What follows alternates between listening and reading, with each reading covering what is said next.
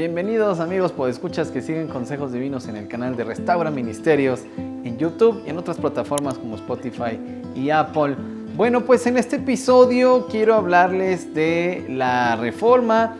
Como cada año estamos, mientras grabamos esto, pues se acerca la conmemoración, una conmemoración más de la Reforma Protestante y pues es oportuno reflexionar en este tema.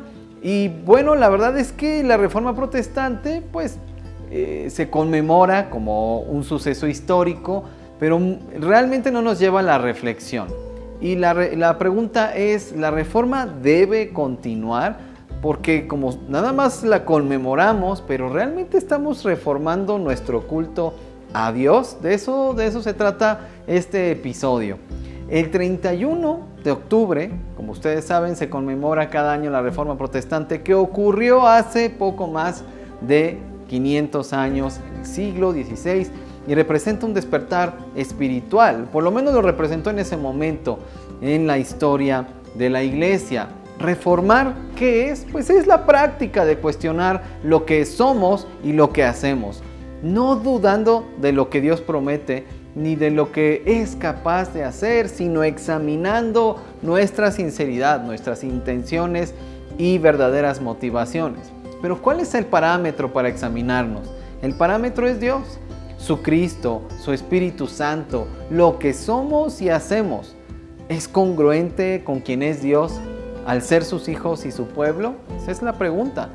¿Lo que somos y hacemos es congruente con la identidad y el carácter de Cristo en tanto sus seguidores que somos y su cuerpo? Lo que somos y hacemos es congruente con la obra del Espíritu en nuestra vida en tanto renacidos que viven según la naturaleza espiritual y ya no la carnal. Bueno, pues hay que dar respuesta a estas preguntas.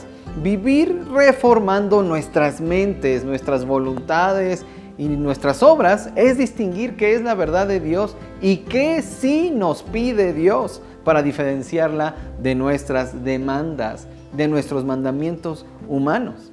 Por eso celebro que la frase que ha caracterizado a este movimiento ha sido Semper Reformanda. Significa siempre siendo reformada, aludiendo al carácter de la reforma como una tarea permanente, no acabada, no terminada.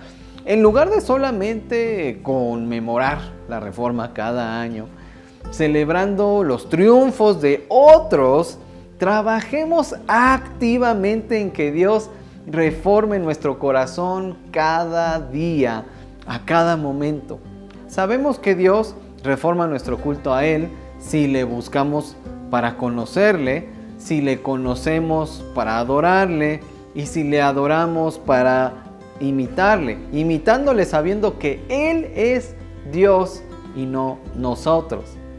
Meditemos en el espíritu de la Reforma y para ello, como iglesias evangélicas, debemos ser autocríticas y confrontar nuestras prácticas con lo que Dios realmente pide de nosotros.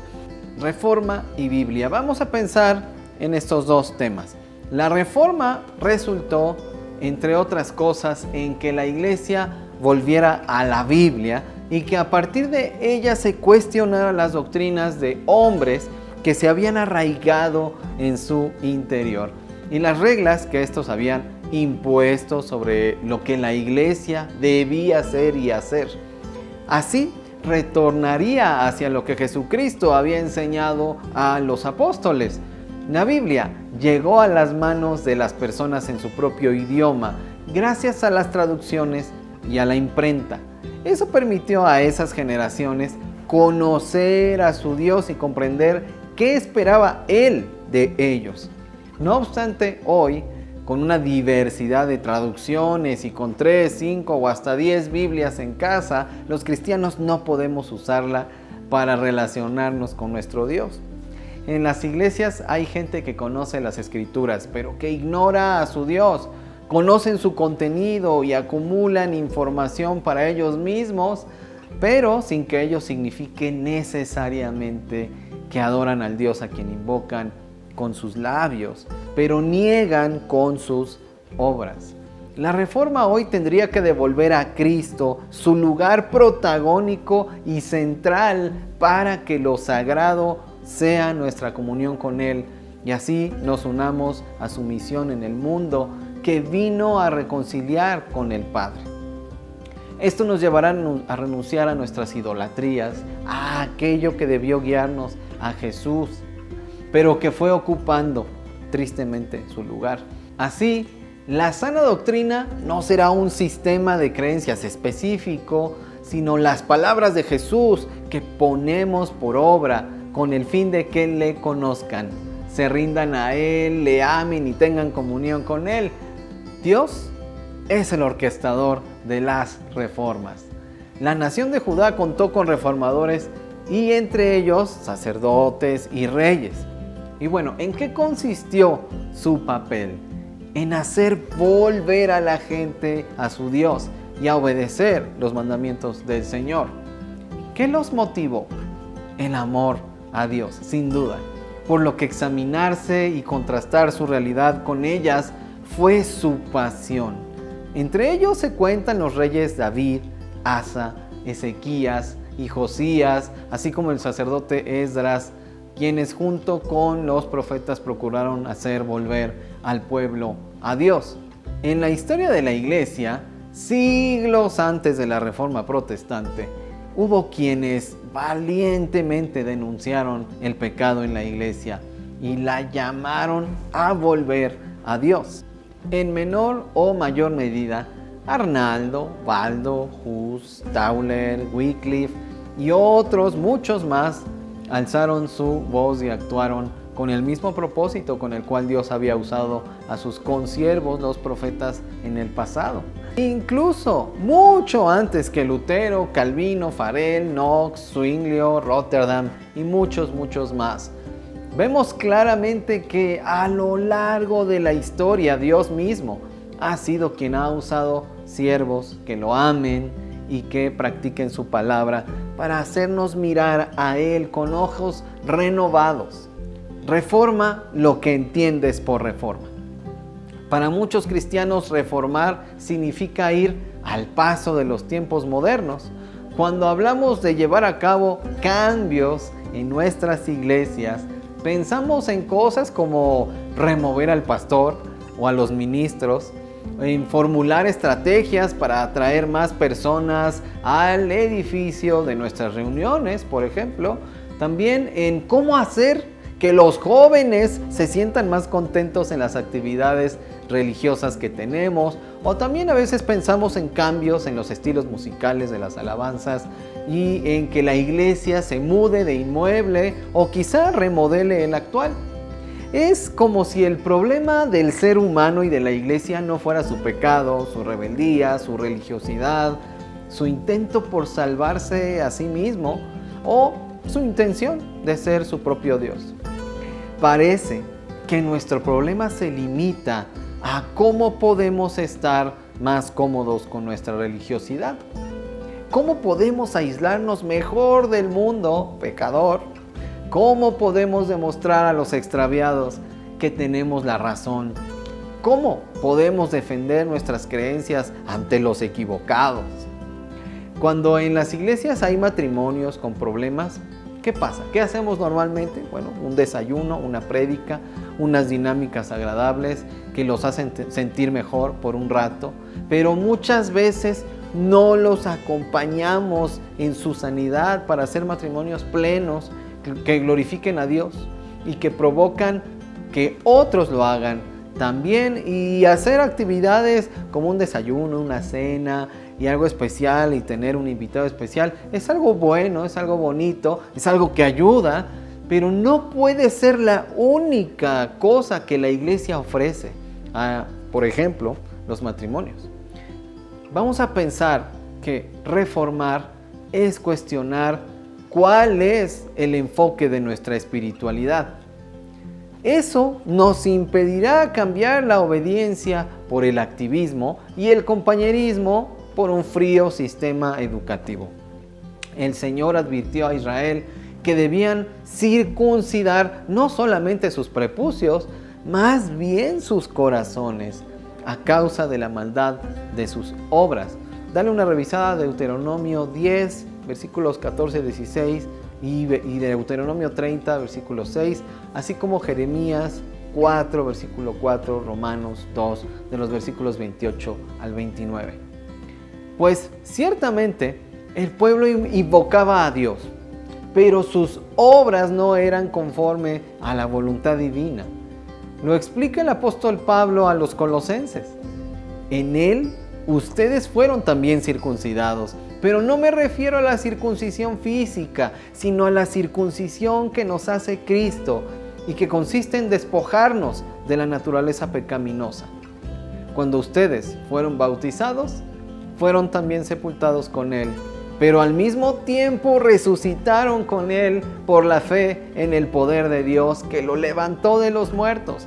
Antes, ustedes estaban muertos en sus pecados, aún no se habían despojado de su naturaleza pecaminosa, pero ahora Dios les ha dado vida juntamente con Él y les ha perdonado todos sus pecados. Esto lo puedes encontrar en Colosenses 2, de los versículos 11 al 13. Bien, ahora hablemos de cómo es una iglesia que está reformándose. No nada más estamos hablando de una iglesia que conmemora la reforma, sino de una iglesia que está reformándose, porque ese es el espíritu de la reforma, ¿no es cierto? Rompamos con la religiosidad que produce muerte y deshumanización. Ahí no hay novedad de vida ni comunidad. Ahí es más importante un libro que una persona, o una banca o un edificio que una persona. La historia del pueblo de Israel nos da la misma moraleja, que no podemos buscar a Dios sin rendir nuestra voluntad a Él. Cada iglesia local debería examinarse constantemente, en lugar de dar todo por hecho, por ser de tal o cual denominación. Jesucristo nos dijo que debemos ser no solo oidores, sino hacedores de su palabra. No solo decirle Señor, sino hacerle Señor de nuestras vidas haciendo lo que Él manda. O como dice el Salmo 145, versículo 18, no solo hay que invocarle, sino invocarlo de veras. Recordando que la fe sin obras es muerta, como vemos en Santiago 2, de los versículos 18 al 22. Y esas obras no son activismo, sino misericordia, justicia y fe, como lo dijo el Señor Jesús. Y en ese sentido, todo seguidor de Jesucristo debe continuar siendo un reformador en donde el Señor lo ha puesto, amando los decretos divinos, las Escrituras, más que la voluntad propia. Y con eso no quiero decir amar más un libro que a Dios, sino, o a veces amamos más ciertas cosas que dice un libro más que a las personas. No, cuando me refiero a amar las Escrituras es amar lo que Dios dice de Él, lo que Dios dice de ti, lo que Dios dice de la gente, el propósito, su voluntad, lo que Él quiere para la gente. Y bueno, te voy a plantear algunas preguntas que a su vez te animo a que como iglesia se planteen estas preguntas, el liderazgo de tu iglesia se plantee, se haga estas preguntas. Si lo que quieren es tener una actitud de reformar continuamente el culto, que insisto, es voltear a Dios, como lo se ha dicho hasta ahora, no es estar haciendo cambios cosméticos o superficiales. Y para continuar reformando, lo primero que tenemos que pensar es que debemos examinarnos a la luz del Evangelio, de lo que Dios dice de Él mismo, de quién es Cristo. Examinar a la luz de eso lo que creemos y predicamos. Y ahí van las preguntas. ¿La finalidad de tu iglesia es incrementar la membresía o predicar la reconciliación con el Padre por medio del Hijo? ¿Tu iglesia llama a abandonar la práctica de los pecados o a unirnos a agradables y emocionantes actividades? ¿Tu iglesia resulta en reconciliarnos con nuestro prójimo y amarle o en separar a los santos de los pecadores? Lo que hace tu iglesia nos lleva a abandonar nuestras maldades para practicar el bien y la justicia que aprendimos de Cristo, o a imponer a la gente qué debe hacer y pues quizá dejar de hacer según los mandamientos humanos. ¿Nuestras prioridades como iglesia son las que Jesús tenía o nuestra reforma deriva de nuestras propias agendas humanas? Hagan estas preguntas en tu iglesia. Por ejemplo, ¿fomentamos la unidad en Cristo o que estén de acuerdo con nosotros? La reforma es para nosotros que crean a nuestro sistema doctrinal o que la doctrina de Cristo nos lleve a sanar, a reconciliar, a aconsejar, a restaurar, a corregir, a animar, a consolar, a enseñar. ¿Nos comportamos como un solo cuerpo o cada quien ve por sus intereses y problemas? ¿Nos solidarizamos con el que sufre o condicionamos nuestra ayuda a su conversión? ¿Somos el brazo extendido de Dios en la práctica o una opción religiosa más? ¿Discipulamos siendo amigos, siendo padres, siendo madres, siendo hermanos y pastores unos de otros?